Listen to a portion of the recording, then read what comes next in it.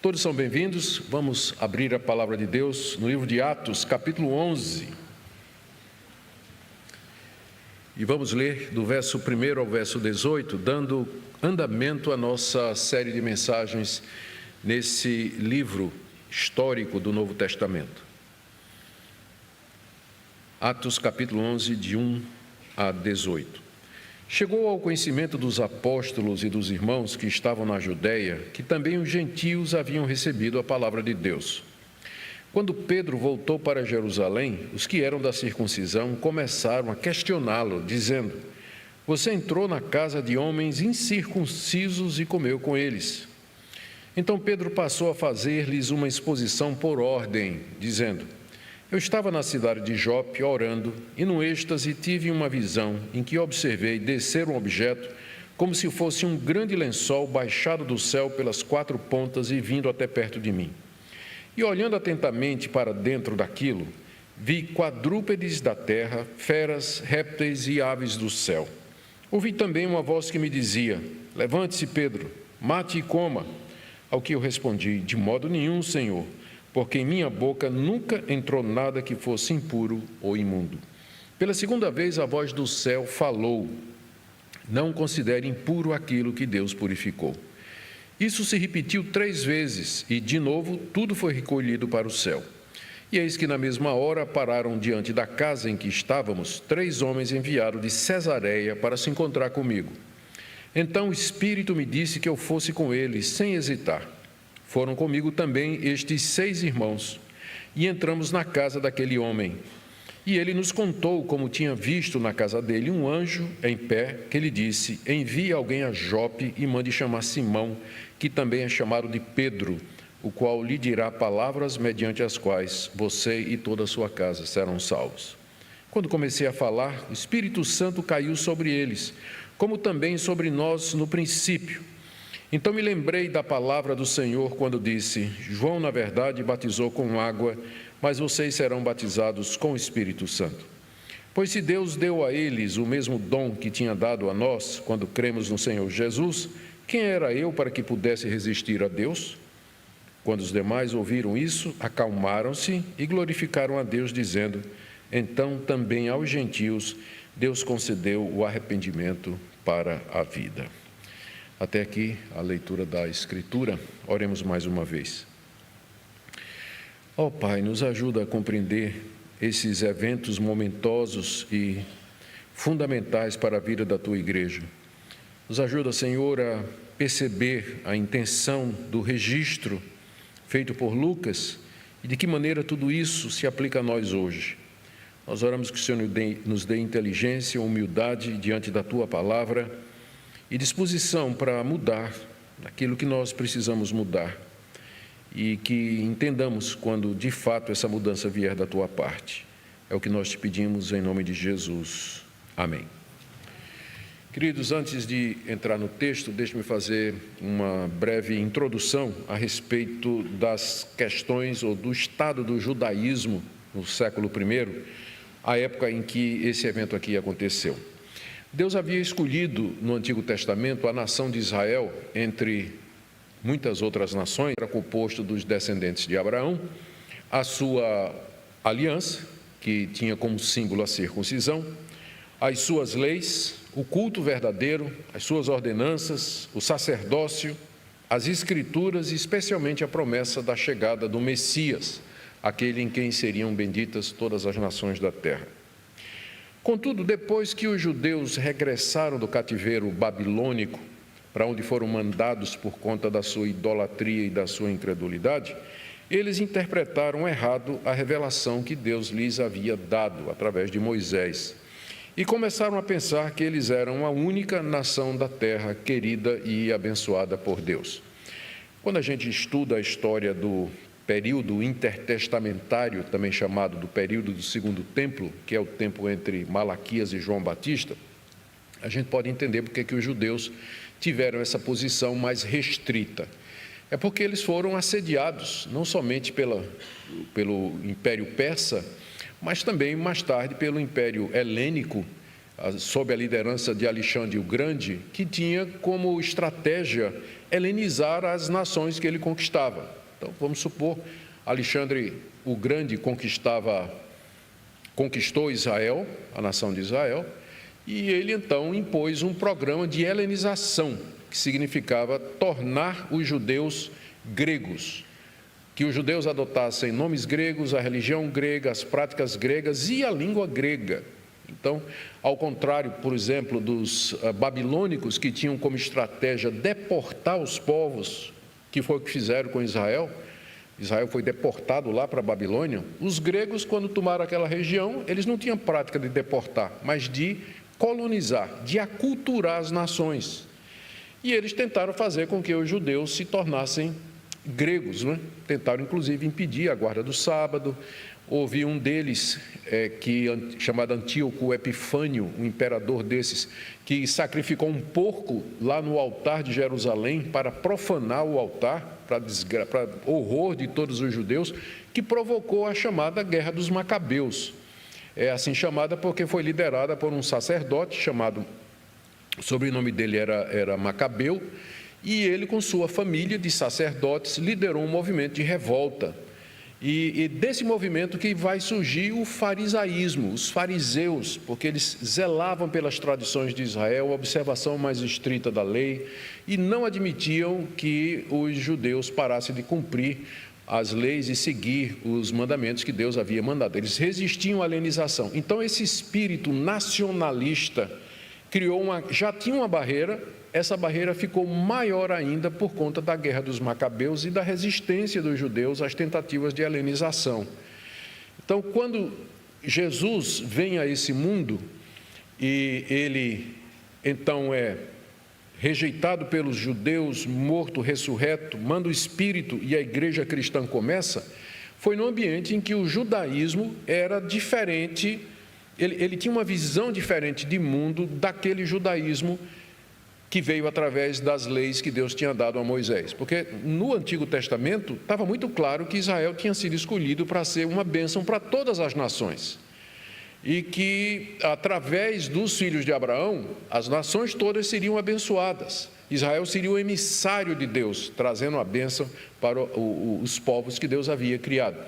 Isso se perdeu durante o período do Segundo Templo. Os judeus achavam que eles eram um povo exclusivo de Deus e todas as outras nações eram feitas de pessoas condenadas à morte, ímpias e com as quais o judeu não devia ter nenhum contato. Vocês podem entender agora a dificuldade de Pedro, né? Pedro foi criado com essa mentalidade. Não somente Pedro, mas todos os apóstolos, eles eram judeus, eles foram criados com essa mentalidade.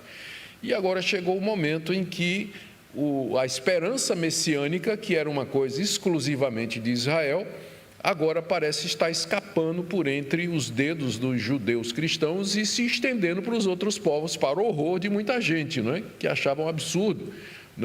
Jesus era judeu, a Bíblia era judaica, a esperança messiânica era judaica, o verdadeiro culto era dos judeus, os patriarcas eram dos judeus, os profetas eram dos judeus, os gentios não têm salvação para eles, não é que vão todos para o inferno, era esse o pensamento típico do judeu daquela época.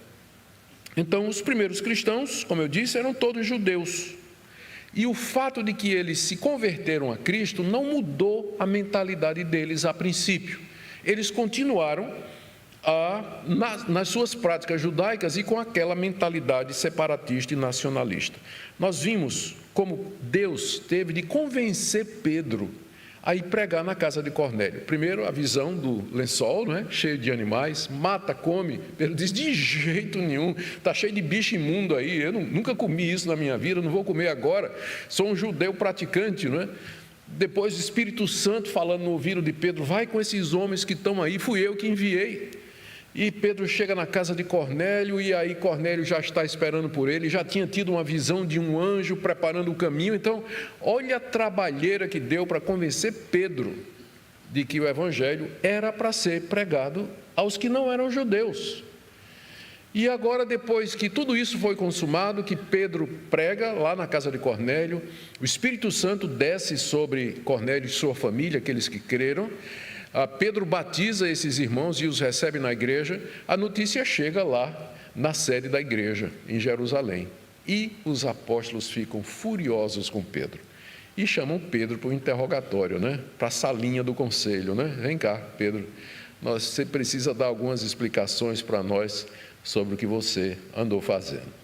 Então, é sobre isso esse texto de hoje. Ele trata exatamente da defesa de Pedro diante da igreja de Jerusalém, diante dos apóstolos, da razão pela qual ele esteve na casa de um incircunciso, que era Cornélio, e ali pregou o evangelho, batizou aquelas pessoas e as recebeu como membros da igreja.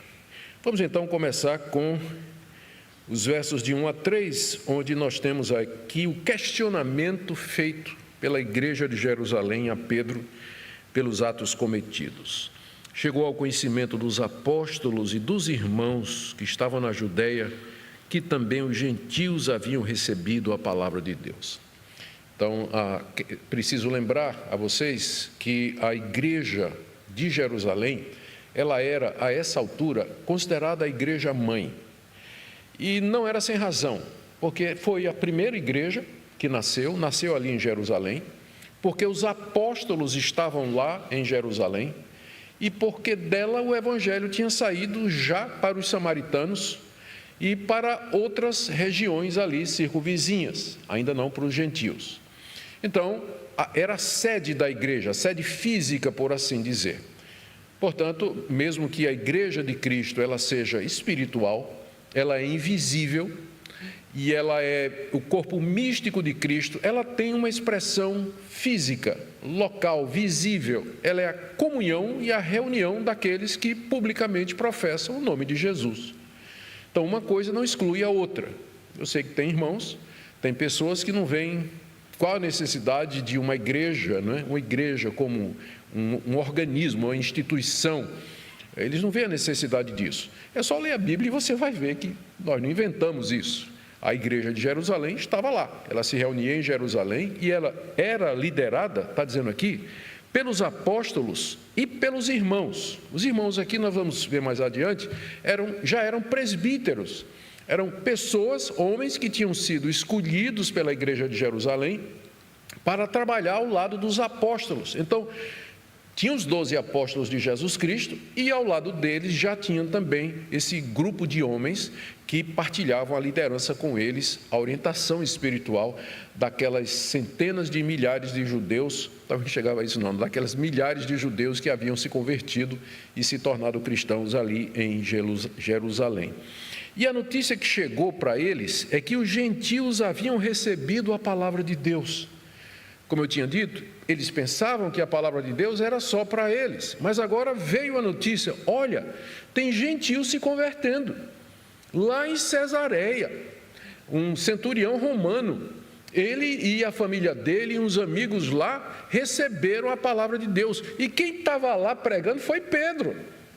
Então essa é a notícia que chegou aos apóstolos e aos irmãos que estavam lá na Judéia. E, portanto, verso 2, quando Pedro voltou para Jerusalém, ele ficou um tempo lá na Cesareia, nós vimos isso aí, no verso 48, o verso imediatamente anterior, que depois de batizar Cornélio e sua família, pediram para ele ficar lá durante um tempo. Ele deve ter ficado um tempo para instruir, discipular, preparar aqueles irmãos, mas agora a sede dele é em Jerusalém, é lá que está a cabeça da igreja, por assim dizer, o organismo central da igreja está lá. Ele volta para Jerusalém e quando chega em Jerusalém, então já é recebido com essa pergunta, ou com essa afirmação, com essa acusação, talvez seja melhor, o verso 3, você entrou na casa de homens incircuncisos e comeu com eles.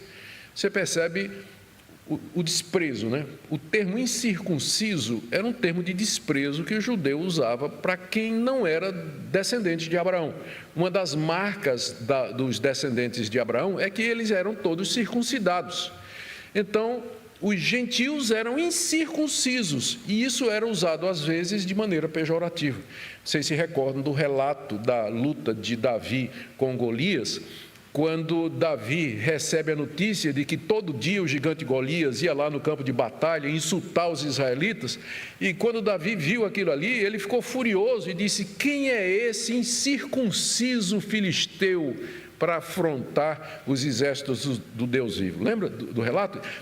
Davi chamou o filisteu de incircunciso, não é? Que era o pior nome que você podia dar para o gentio naquela época. E é o nome com o qual Cornélio e os outros, não é, que se converteram são nomeados aqui pelos apóstolos, pela liderança de Jerusalém. Pedro, você entrou na casa de homens incircuncisos. Que absurdo você fazer um negócio desse. E pior, você comeu com eles. Nós já vimos aqui que uma das causas da separação entre os judeus e gentios era a dieta. O judeu não comia animais que não tivessem unha fendida e ruminasse. Isso aí já deixa de fora lebre, porco, né? Só coisa boa. Carne de coelho é muito boa, mas o judeu não podia comer. Não podia comer determinados frutos do mar, não podia comer determinadas aves, não podia comer animal que tivesse sido morto sufocado, porque ficava com o sangue dentro. O animal tinha que ser degolado para o sangue todo cair, porque o judeu não comia sangue. E os gentios comiam de tudo e de todo jeito. Então, para um judeu comer na casa de um gentio, ele iria quebrar a lei de Moisés nessa área de alimentação, com certeza. Então, para evitar isso, o judeu não comia com o gentio. Não comia com o gentio. E esse foi o questionamento. Você não somente entrou na casa de incircuncisos, mas você comeu com eles, Pedro. Você deve ter quebrado todas as leis do Antigo Testamento sobre comida. E a palavra que foi dada. Agora, notem que quem estava à frente desse questionamento de Pedro era aqueles que Lucas diz aqui, eram os da circuncisão. Está vendo aí no verso 2? Quando Pedro voltou para Jerusalém, os que eram da circuncisão começaram a questioná-lo. Então, aparentemente, essa atitude não era de toda a liderança da igreja.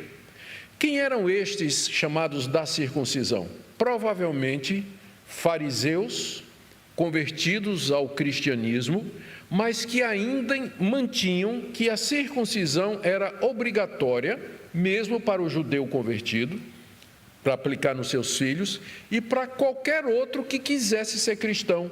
Ser circuncidado era uma condição, não bastava somente crer em Jesus, tinha que ser circuncidado também, porque o evangelho é judaico.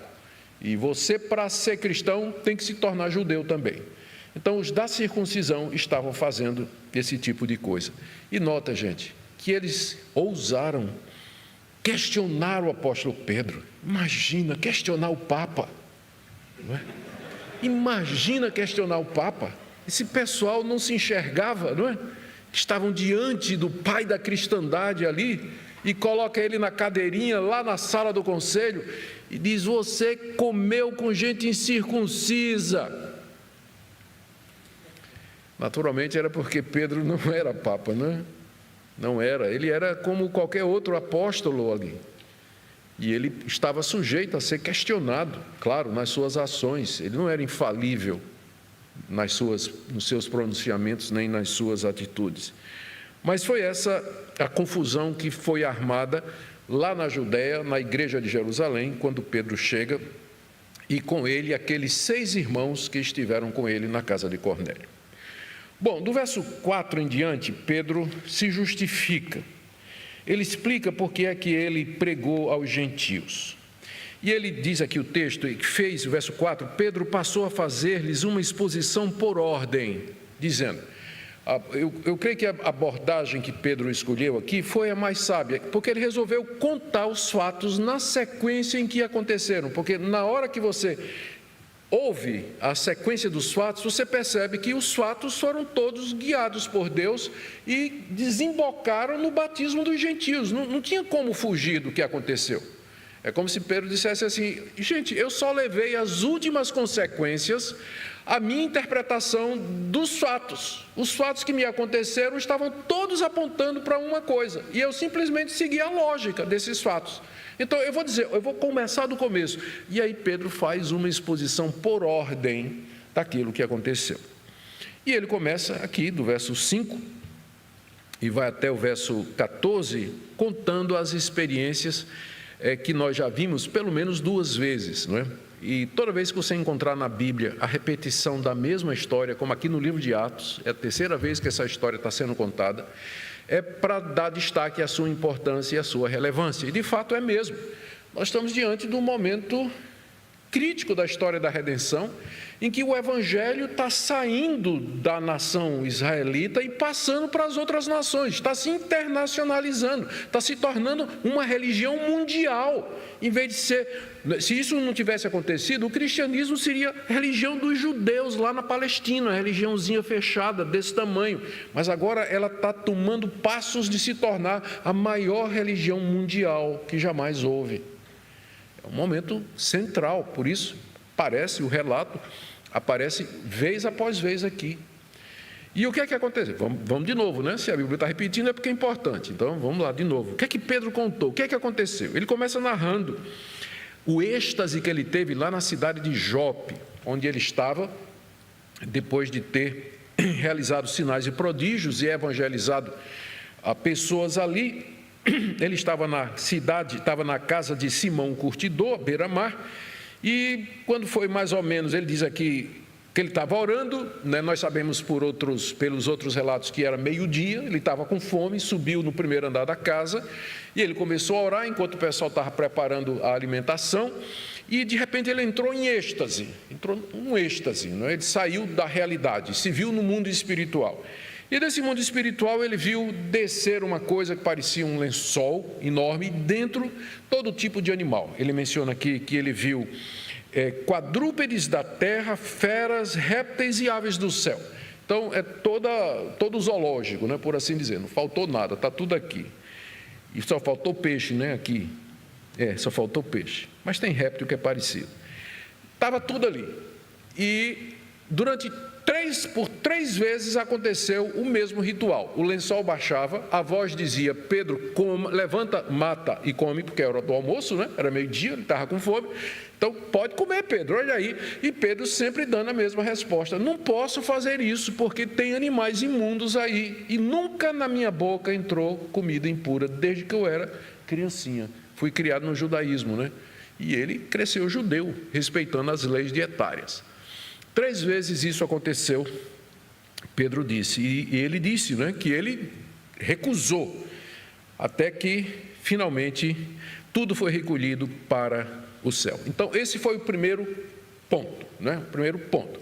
O que ele não conta ainda, né, é que antes disso, lá em Cesareia, o anjo tinha aparecido a Cornélio, dizendo: manda chamar Pedro. Ele vai dizer aqui na sequência, porque na história dele acontece depois do êxtase, que é o que vem em seguida, verso 11. Ele fala que na mesma hora pararam diante da casa em que estavam os 3 homens enviados de Cesareia para encontrar comigo. Então, era um soldado piedoso a serviço de Cornélio e 2 soldados que serviam de escolta. Eles pararam lá e perguntaram se era lá que Pedro estava morando.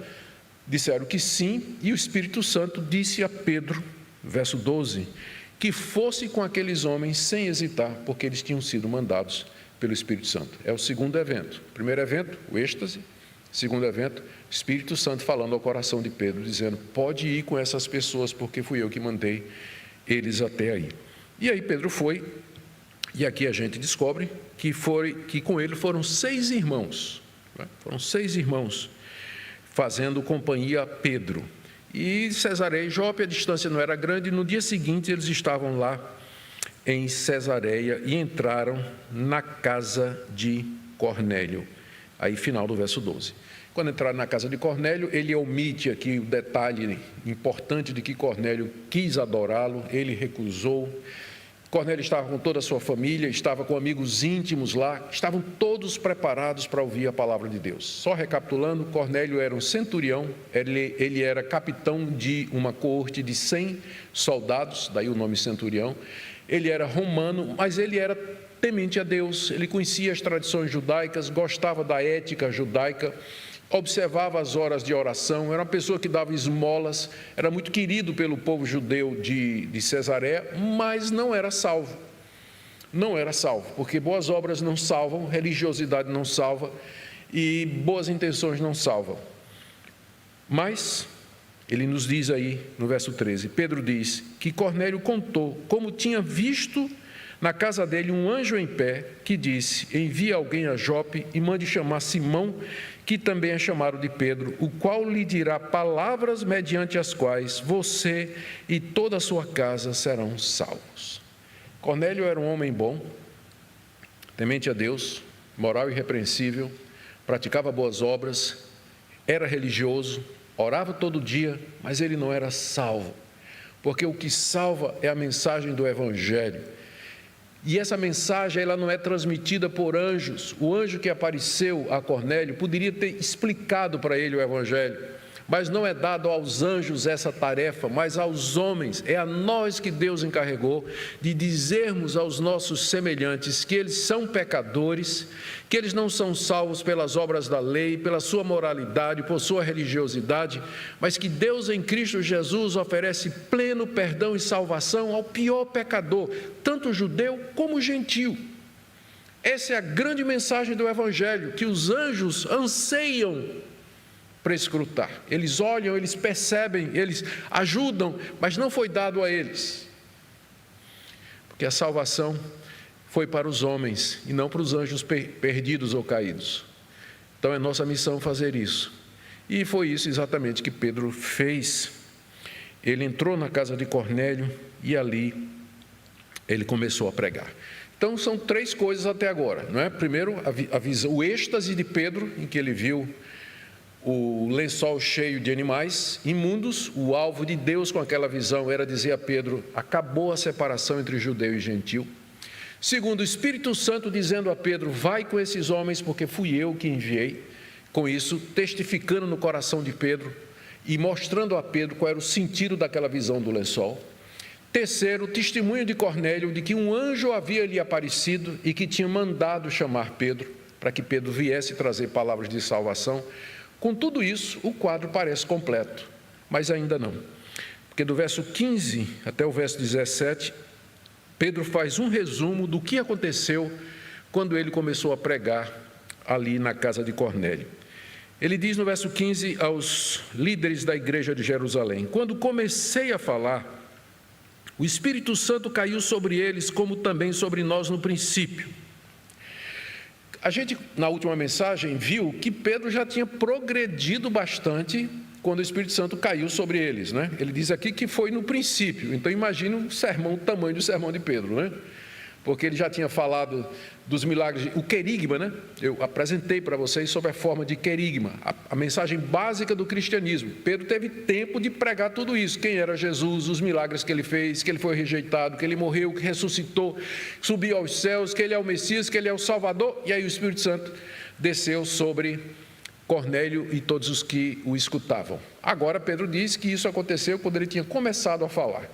Então, tudo aquilo que ele já tinha pregado era a introdução do sermão dele, não é? Ele ainda tinha muito mais para falar. Note que a expressão que Pedro escolheu para dizer o que aconteceu é que o Espírito Santo caiu sobre ele. Dá a ideia de um poder que vem para cima e domina. Caiu, veio em cima.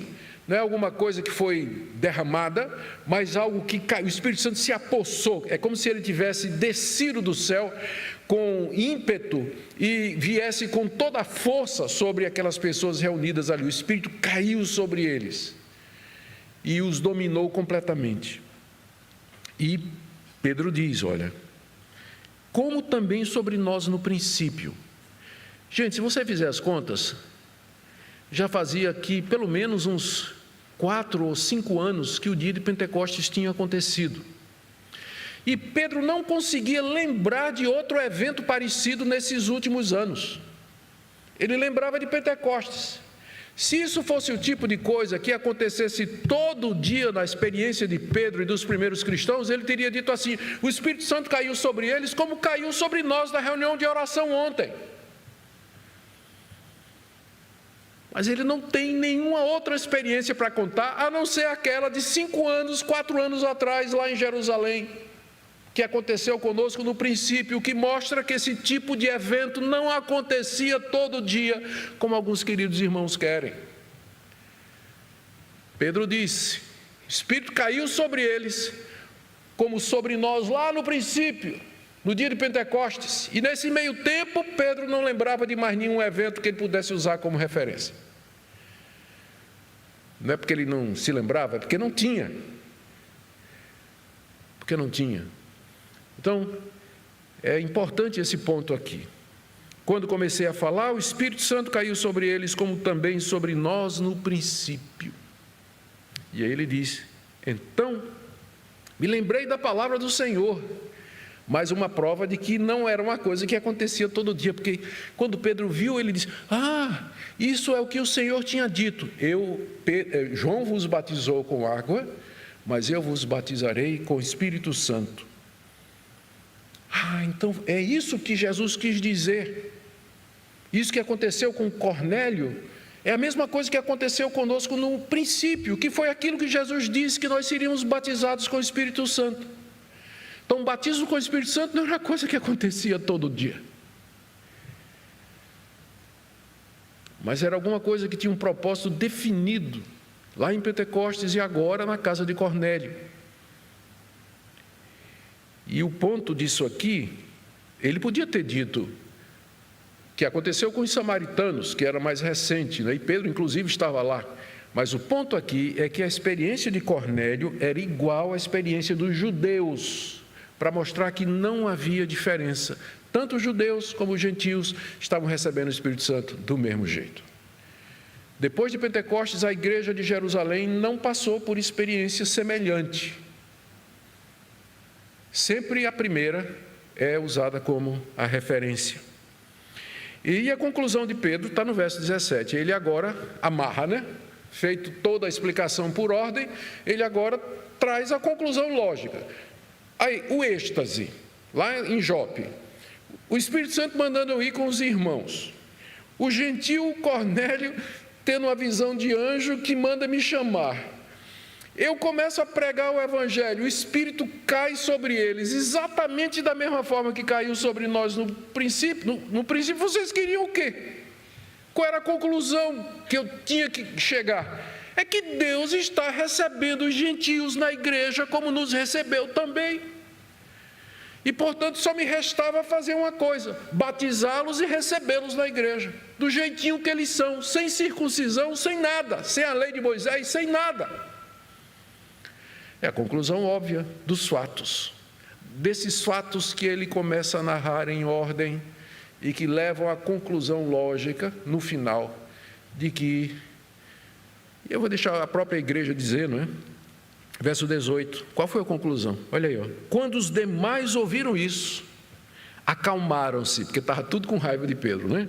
Mas quando viram isso, acalmaram-se e glorificaram a Deus. Eu acho bonito isso, porque na hora que eles foram convencidos de coração, porque o argumento de Pedro era irrespondível, se existe esse advérbio aí, não é?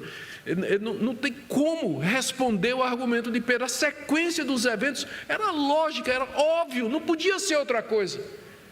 Eles se regozijaram. Tão bom quando a gente vê, a gente se regozija com a salvação de outros. Tem gente que quando o inimigo se converte, diz assim: Deus, é feito Jonas, né? Tem a história de Jonas?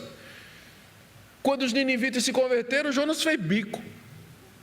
Jonas fechou a cara. Eu sabia. Por isso que eu não queria pregar para esses incircuncisos aí, que o Senhor salvou a cidade toda. O Senhor devia ter atacado o fogo. Olha a diferença, né? A diferença da atitude. Eles glorificaram a Deus, porque aqueles que eram considerados incircuncisos, imundos, impuros, pessoas indignas, agora eles dizem aqui: também aos gentios Deus concedeu o arrependimento para a vida. Aqui a gente aprende um monte de coisa, né? Primeiro, que arrependimento não é uma coisa que você faz quando você quer. Tem gente que diz assim: eu vou deixar para me converter mais tarde. Primeiro vou experimentar a vida, mais tarde, quando eu tiver assim uns 40, 45 anos de idade, a idade do pastor Augusto, aí eu vou me converter.